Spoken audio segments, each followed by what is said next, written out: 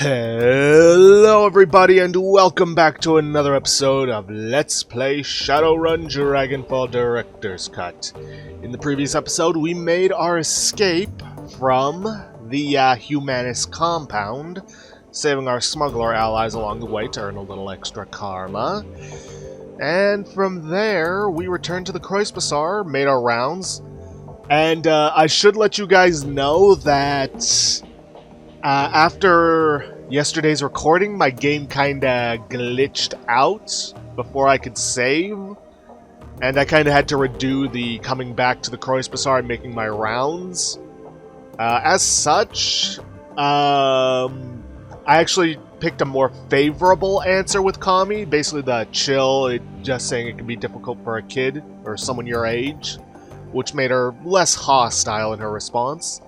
Also, I haven't talked to Eiger yet, and I did spend the karma I had gotten, which I put into charisma so I could get a new etiquette, which is, in this case, security, not purely because of the Eiger conversation, but also because of the fact that security is going to be coming up a lot. There is another etiquette check coming up, which is Socialite or Shadowrunner, but those etiquettes don't pop up often enough that I think it's worth spending the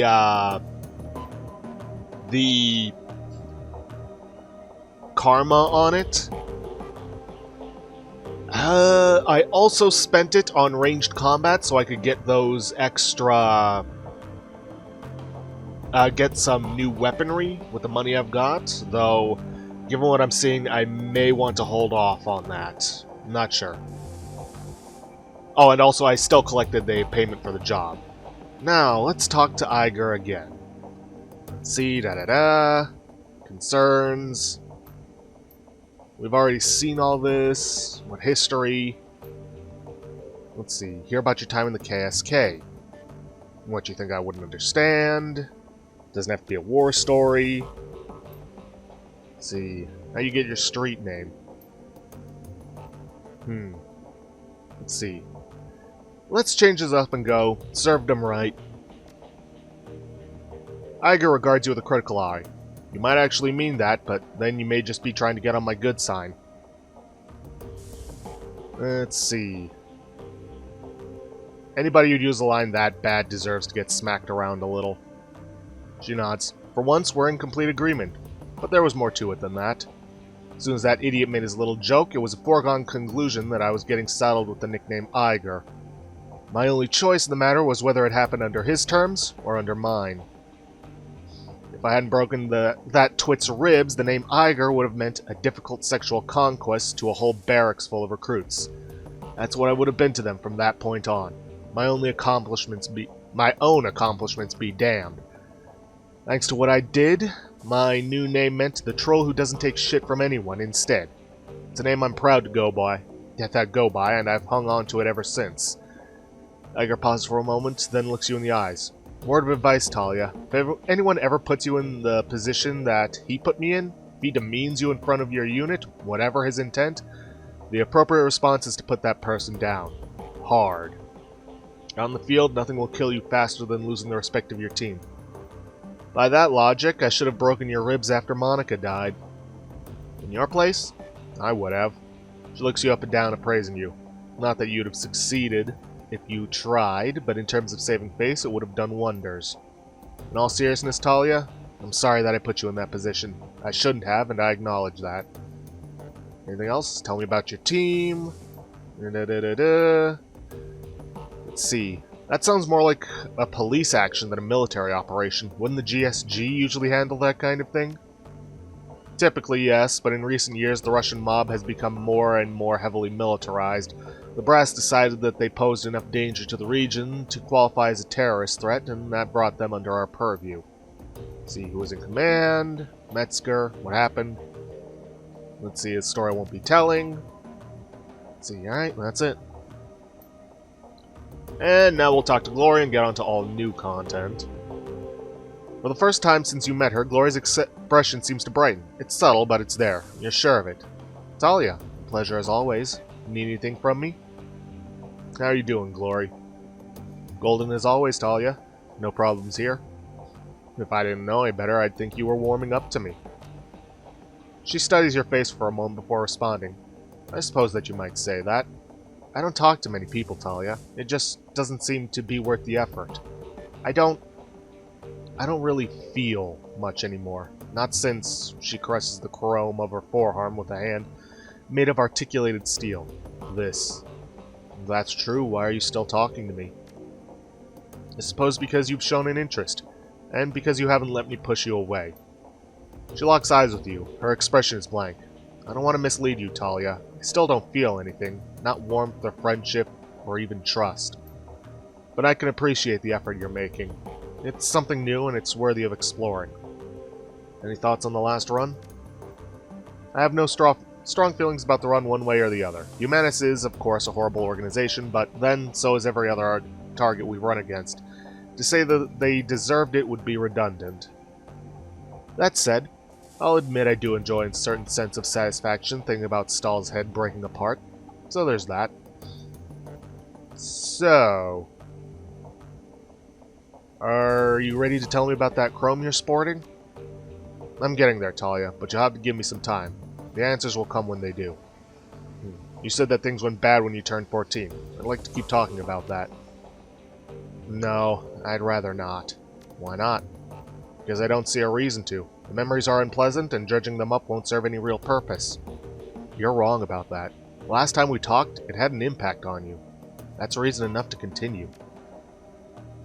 She pauses a moment to consider your words, a troubled look on her face. I suppose that's true. Feeling discomfort is better than feeling nothing at all.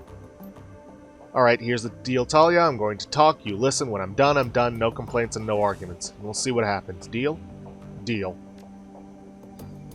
Right. The 1,000-meter stare creeps back into Gloria's eyes. A moment later, she's locked away in her own head again, reliving memories that she'd long since filed away. So, a few days after my 14th birthday, I began to express. Magically. You're magically active? I was. Glory gestures at her cyberware-riddled body. Not anymore. There's another long pause, and Glory becomes more animated. Anyway, I turned 14. I awakened. I don't even remember how my parents found out about it anymore. I think that my dad caught me playing with a tiny city spirit that I coaxed out of a pile of garbage.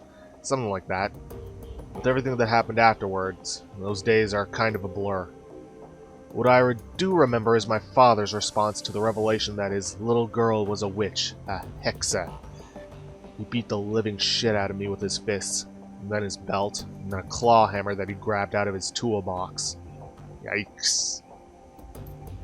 All the while, my mother was screaming and flailing at him. She took a couple of licks with the hammer, too. Yeesh, what about the neighbors? Didn't anyone call the Polizei or the Pro Securitas? Oh, sure, they did. Our neighbors were perfectly decent people, even if they couldn't admit it to themselves. They knew what my father was up to. When they heard a woman and a little girl screaming bloody murder, they were first to pick up the comm. Unfortunately, police response times can leave a little something to be desired. I assume that they showed up eventually, but I'll never know. I was out of there well before anyone showed up to intervene. But we'll get to that in a second. So, finally, after what felt like an hour, Dad stopped tuning me up with a hammer. I had broken ribs, a busted arm, I couldn't see out of my left eye, and my entire right side was covered in one giant bruise. I was bleeding all over the place, making a real mess of the carpet. The old bastard spat on me, his bleeding, crying daughter. He spat on me and told me that I was des Teufels whore, the devil's whore. And then he kicked me out of the house. As I was crawling away, my father told me that if he or if any of his Kreuzritter brothers ever saw me again, they'd treat me as the Berlin chapter treats the enemies of God. If you're not familiar with how the Kreuzritter here in Berlin deals with heretics, it's decidedly less pretty than what my dad and his buddies did to their victims.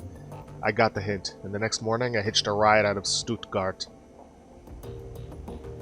Yeesh, you were a human girl, presumably with an ID. Why didn't you go to the hospital? Oh, I did, but not in Stuttgart. If I went to the local hospital with the kind of injuries that Dad gave me, there'd be questions. and I couldn't afford to stay in town any longer than I had to. Even if my dad wound up getting arrested for beating me, the rest of the local Kreuzritters would have found me, and I'd have wound up skinned alive and thrown into the Neckar. I wound up in Tübingen.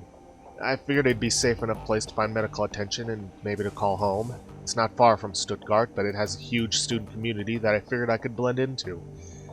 And the university there has a decent magical department.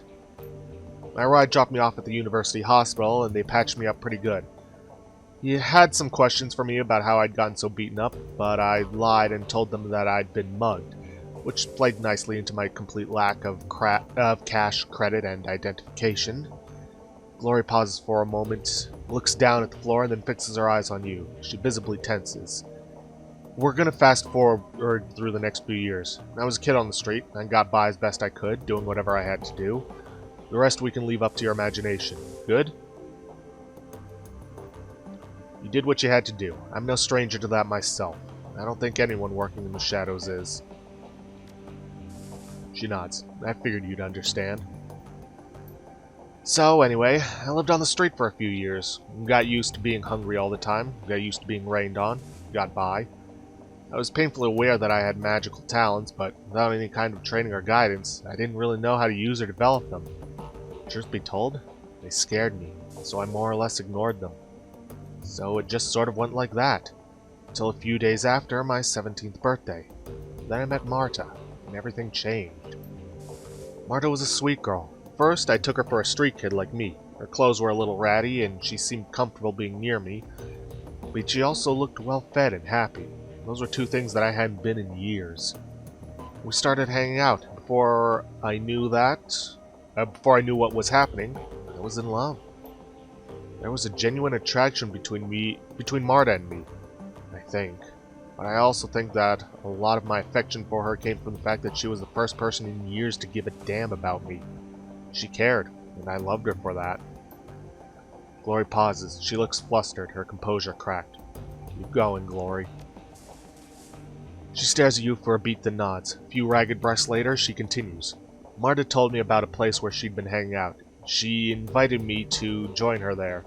It was called Feuerstelle, the fireplace, and it was sort of a commune for dispossessed youth.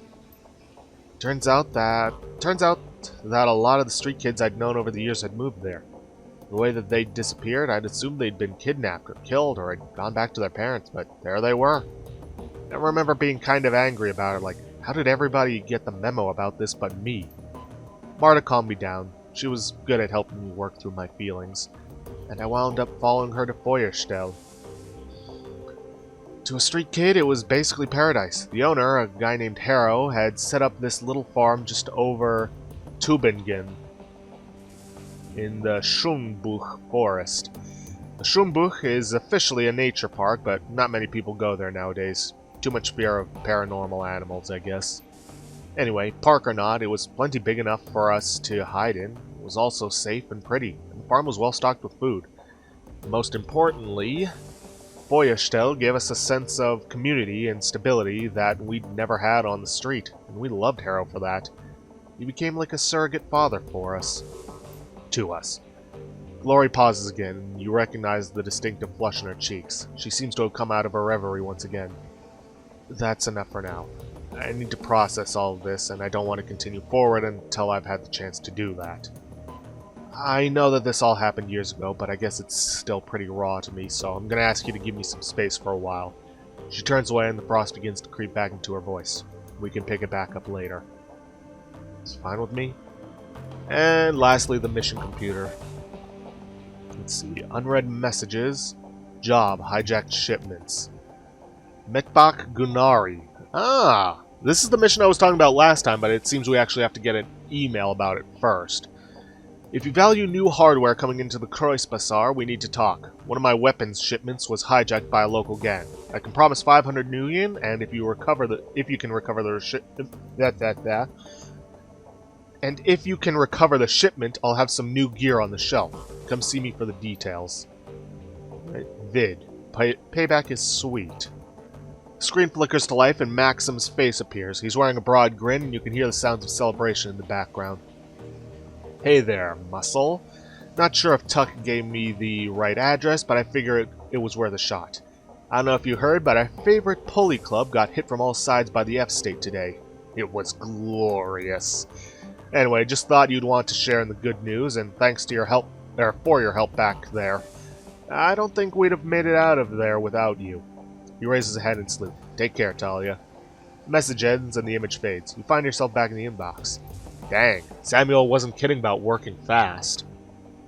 Guys, it hasn't even been an hour since we gave him that intel. Thanks. Alexander. To Talia. Hey Talia, Uncle Dietrich told me that I could message you here, so I figured that I should. He probably told you that I'm living at Samuel's, huh? Well, that's where I am. It's different, I'll give it that much. I like that I don't get pressured to hurt people here, so that's good, and nobody smacks me around, even though I can tell a lot of orcs and trolls want to. I do get yelled at a lot and called a lot of names, but I guess that making me feel bad about that kind of thing is all part of the plan. Life kind of sucks right now, but at least nobody is going to make me kill anyone. Uncle D says that it's going to get better, and maybe it will. I don't know. Anyway, what I mostly wanted to say was thanks for not killing me back at the Humanist compound. I had a gun on you, and so you totally could have, but you didn't. And I'm real glad about that. Thanks, Alexander.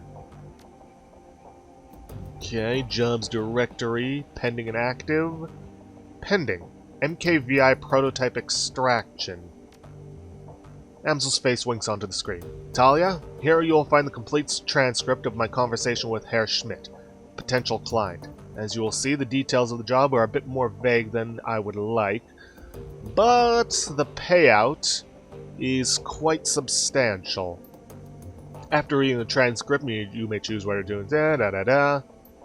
One other thing, Herr Schmidt provided me with a device to assist you on the run. He calls it a little black box, apparently. It can be used to compromise the power and security systems on the run site. If you opt to take the job, be sure to take it with you. Flickers away. A moment later, a glowing blue text field begins to scroll up from the bottom of the screen. Greetings, Herr Amsel. I trust that this connection is secure. Naturally. To whom do I have the pleasure of speaking? Call me Herr Schmidt. Very well, Herr Schmidt. You have some business for me? Indeed, I have a job for your team. A simple matter, judging by what I have heard of your team. I imagine that they will be well suited to the task. Go on. The interests that I represent have learned that AG Chemi Europa is working for a company-wide project. Something very secret, very new. Reliable sources inform me that they're keeping a working prototype of this new venture at their Berlin facility. I see, and your employers wish us to acquire this prototype for them. Naturally. What is this project? If you want my team to grab the prototype for you, they'll need to know what they're looking for. I'm not at liberty to say. I can tell you that the prototype has been branded MKVI, or MK6. I can also tell you that your team will find it on the 25th floor of the Berlin facility in the office of one Albrecht Haushofer. Further, I can assist your team in disabling building security and gaining access to the 24th floor. From there, however, they will be on their own. Such vagueness can be dangerous, Herr Schmidt. I will not commit my team to a run without a better understanding of what the job entails. Facing such dangers is the purpose of a Shadowrunner, Herr Amsel. Your team will be rewarded handsomely for their services. My employers have set aside 20,000 nuyen for the job. Consider it hazard pay, if you will. Make it 25,000 nuyen or look somewhere else. 22,500 nuyen. Final offer. Very well, I will pass your offer on to my team. Are there any further details that you can provide? Haushofer's office will be locked behind a vault door. The lock is old-fashioned, of the mechanical variety. I will provide your team with a copy of the key. I will also supply you with a little black box, a solid-state device that your team can use to override a variety of building systems. Your team will enter through the facility's underground garage when your team has acquired the MKVI. Have them exit through the same garage. I will have a van there waiting to extract them. Thank you, Herr Schmidt. I will pass your offer on to my team. Good day, Herr Amsel. Yeah, why not? We need all the money we can get.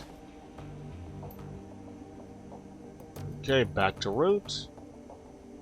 Don't need to check the status of the Alice Fund. Shadowland BBS. Pay data for sale. Let's post the Humanist Safe House list. It's not the same as the donor list. Let's see. Relevant keywords. Transis Highlander best new deck? Just got one of these from a Transis Neuronet rep. Wants me to sell them in my store, so I took the puppy for a test drive. Signal quality is insane, makes a huge difference in comfort/decking fatigue. I can stay jacked in for hours and feel fine. Last session I had to set a timer just so I wouldn't forget to eat. The specs on that thing look impressive, but I'm an Allegiance man. Does the comfort really make that much of a difference? My decks are generally beaters anyway. Allegiance? What are you doing with that thing? Playing video games? Any serious decking is going to require way more horsepower than that thing can push, even overclocked. Only a crappy decker blames their gear. I do just fine, thanks. Lumens, how much is Transis paying you to post this scheisse on here? Help, drowning in junk messages. Holy chummers, I could use your help. Every time I jack into the Matrix these days, I'm flooded with junk mail. There's so much of it I can't even see. Can anyone help me? Great, another newbie thinks he's on a tech support board. Hey, stuff it. I wouldn't ask, but I'm desperate. I can't deck like this. Alright, Thunder, calm down. It sounds like an ad bot is keyed into your deck. Been poking around anywhere sketchy lately? I don't need details. A simple yes or no will do. No, Bandit, I haven't been anywhere like that. I swear. Please help me. What you want to bet he gave his personal info to some scam site? I'll give you 10 to 1 odds. No, I don't think so. All I've done was make an online dating profile.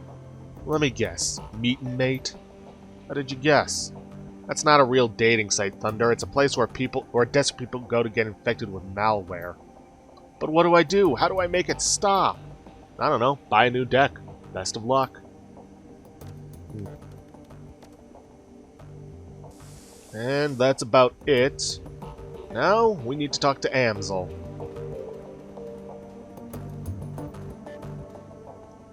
Talia, welcome back. I have news for you. In your absence, I have been looking into the Harfeld Manor. Whatever Feuerschwing is up to, it's both large-scale and well-funded. I've uncovered a money trail leading from holding companies all over the world to an offshore fund with a dummy address. From there, all of that freshly laundered money flows directly into the Harfeld estate. Wait a second. Why would the dragon have investors? That doesn't make sense. It's doubtful that the Firewing's pawns even know where their money is going. This is typical of draconic plots. Uncover a stream of money flowing behind the scenes, and there's a fair chance that you'll find a dragon at the receiving end of it. To a dragon, conspiracy is second nature. But Feuerschwing was different. She didn't scheme or plot. She acted. Yes, and look where it got her. When the Firewing launched her attack on humanity, it was an act of hubris.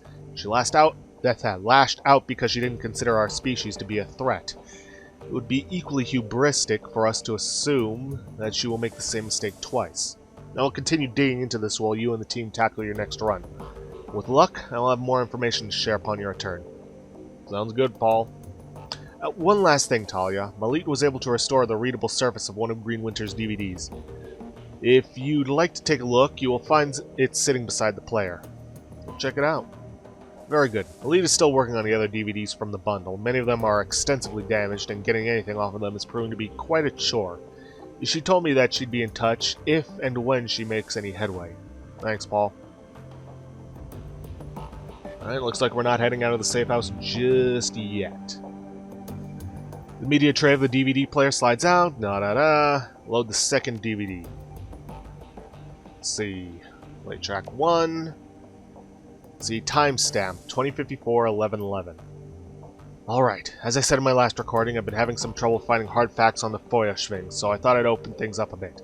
Let's see what the rumor mill has to say. Screen jumps and Winters reappears in a different location. He is now clutching a mug of soy calf in both hands, and there are bags under his eyes. Well, that was enlightening, assuming any of it was true, that is. So, for the past 5 hours, I've been poking around some of the crazier fringe theories related to dragons and the SOX. As a reminder, the SOX is an irradiated wasteland between France and Germany. It got zoned off back in 2008 after the Cattenom Gao reactor meltdown. Anyway, there are all kinds of rumors floating around about the place. I've heard stories about a walled city in there that operates on a survival of the fittest, kill or be killed basis. It's sort of like a nightmare inversion of Berlin. All of the anarchy, but none of the stability that the F-state provides. Radiation poisoning, cancer, and mana pollution are just the icing on the cake. So, when Adrian helped the Luftwaffe shoot Feuerschwing down, she crashed into the SOX. That much is well known. What isn't as well known are all of the modern-day myths that have arisen about her since. And tonight I've had an earful. I chatted up a girl who claimed to be a ghost rat. That's a smuggler who operates in the Socks. She told me about a dragon cult called the Disciples of the Cleansing Fire. Apparently these cultists worship some sort of radioactive ghost dragon. Could be Feuerschwing, or it could be nothing. It's worth digging into, all the same. Another thing that my little ghost rat told me, the popular rumor in the Socks is that Feuerschwing's astral form was, I guess you could say, mutated by all the background radiation. Some of the glowpunks out there say that she's shed her body like an old coat. Others say that she's trapped, doomed to languish as an intangible radioactive ghost. I don't know how much credence to give any of this. After all, I don't have any proof that my ghost rat is even a ghost rat. She might be, but then she could just be a run-of-the-mill glowpunk. Or maybe she's just yanking my chain and she's never been into the Socks at all. Who knows? Well, it's food for thought anyway. I don't know whether the thought of some radioactive ghost dragon thing is any scarier than a genuine dragon is, but it's interesting all the same. Now the big question is, will any of this get me any closer to finding Adrian? I'm gonna go out on a limb and say no, but you never can tell. Let's see, 2054, 1112. Alright, let's continue thinking outside the box. After the Dragonfall, the great dragon Kaltenstein came flying into the Socks to rescue the Firewing, but he was driven off, some say killed, by Lofweir and Nebelhair. So, what if there's another dragon involved in all of this? Winter grabs a thick, leather-bound tome from a shelf behind him, licks a finger, and begins to leaf through it. Alright, so let's run down the list of major dragons that could be helping her. First, there's the Golden Worm, Lofweir, the CEO of Seder Krupp, and quite possibly the single most dangerous being on Earth. Lofweir's a local boy, so he'd be in a position to help Feuerschwing. He certainly has the financial capability to help her. He could send a small army into the Socks if he wanted to. So he's definitely got the means, but I can't see how he'd have the motive. He actively prevented the Firewing's rescue back in 2012, after all. Same thing is true for Nebelhair, so let's scratch both of them off the list. Flips a page, frowning. We've got Aiden, the great Sirush. He's operating out of Turkey. By all accounts, he's not a fan of Lofweir, and they're actively competing for territory in the Middle East. So I suppose that could be considered a motive. Reviving the Firewing might cause problems for the Golden Worm.